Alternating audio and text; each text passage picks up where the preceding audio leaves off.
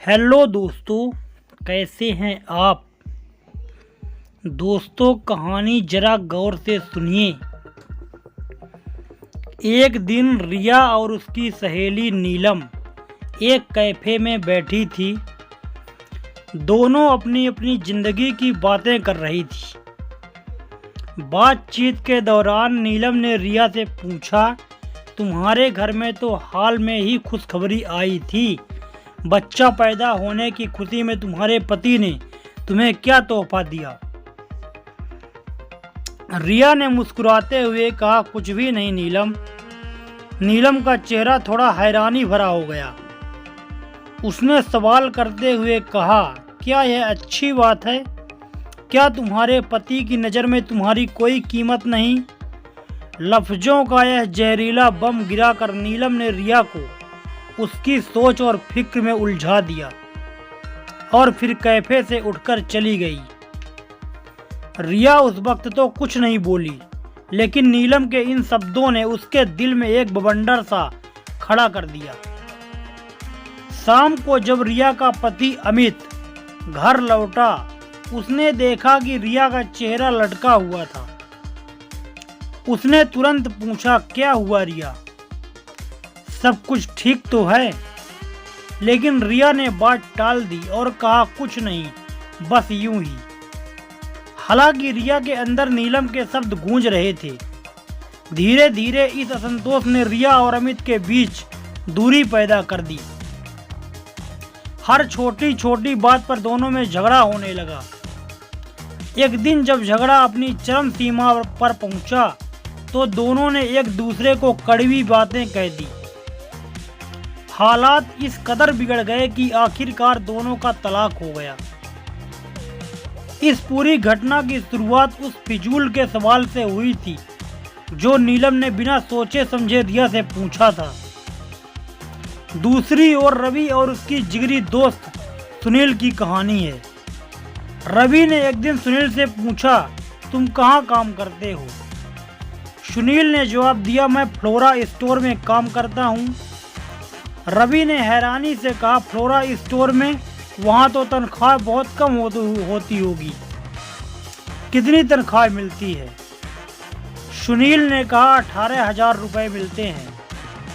रवि ने फिर तंज कसते हुए कहा, अरे बस, इतने में तुम्हारी जिंदगी कैसे कटती है यार?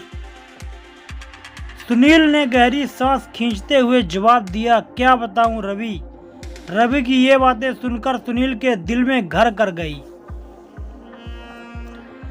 कुछ दिनों बाद सुनील अपने काम से बेरुखा हो गया।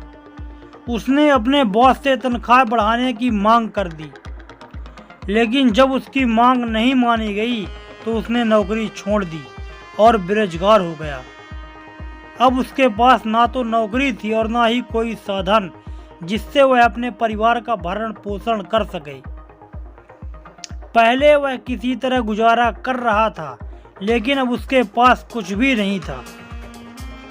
रवि के बिना सोचे समझे सवाल ने सुनील की जिंदगी मुश्किल बढ़ा दी। अब हम आते हैं एक और कहानी पर। राम शरण एक बुजुर्ग व्यक्ति जो अकेले रहते थे। उनका बेटा अजय, जो शहर में नौकरी करता था, कभी कभी उनसे मिलने आता था। राम शरण अपने बेटे के व्यस्त जीवन को समझते थे और कभी शिकायत नहीं करते थे। लेकिन एक दिन एक पुराना दोस्त मोहन उनसे मिलने आया और कहा, तुम्हारा बेटा तुमसे मिलने बहुत कम आता है, क्या उसे तुम मोहब्बत नहीं रही? राम शरण ने जवाब दिया, अरे नहीं मोहन, अजय बहुत व्यस्त रहता है। उसका काम का शेड्यूल बहुत सख्त है। उसके बीवी बच्चे भी हैं, उसे वक्त कम मिलता है। मोहन ने फिर से तंज कसते हुए कहा, वाह क्या बात है, तुमने उसे पाला पोसा, उसकी हर ख्वाहिश पूरी की, और अब उसे बुढ़ापे में व्यस्तता की वजह से मिलने का वक्त नहीं मिलता। यह तो ना मिलने का बहाना है। इस बातचीत के बाद राम शरण के दिल में अजय के प्रति एक शंका पैदा हो गई।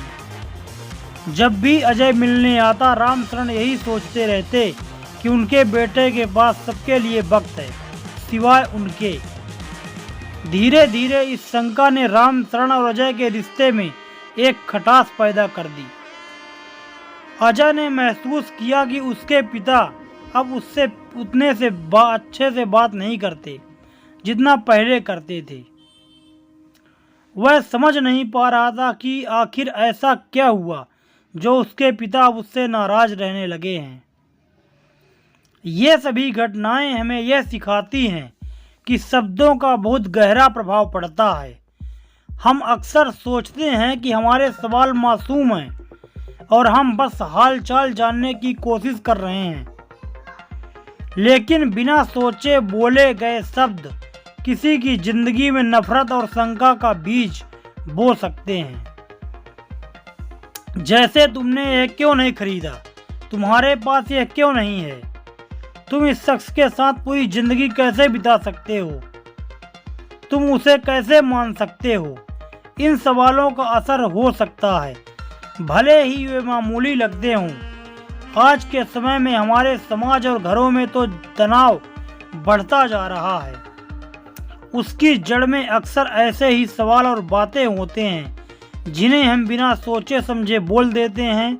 हमें यह समझना चाहिए कि शब्दों की शक्ति बहुत होती है, इसलिए हमें यह कोशिश करना चाहिए कि हम दूसरों के जीवन में सकारात्मकता फैलाएं, ना कि नकारात्मकता। लोगों के घरों में जाकर उनकी समस्याओं पर नमक छिड़कने के बजाय हमें कोशिश करनी चाहिए कि हम उनकी समस्याओं का समाधान बने। याद रखें, जब भी हम किसी के घर जाएं तो उनकी खुशियों का हिस्सा बने, ना कि उनकी समस्याओं का कारण।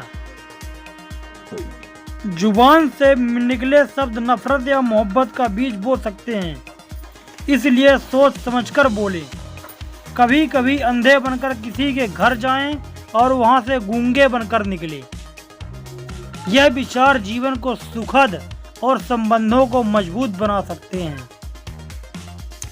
तो दोस्तों, कहानी कैसी लगी कमेंट करके हमें ज़रूर बताएं।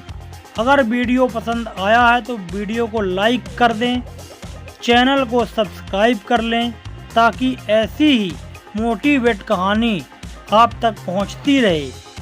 वीडियो देखने के लिए आपका बहुत बहुत धन्यवाद।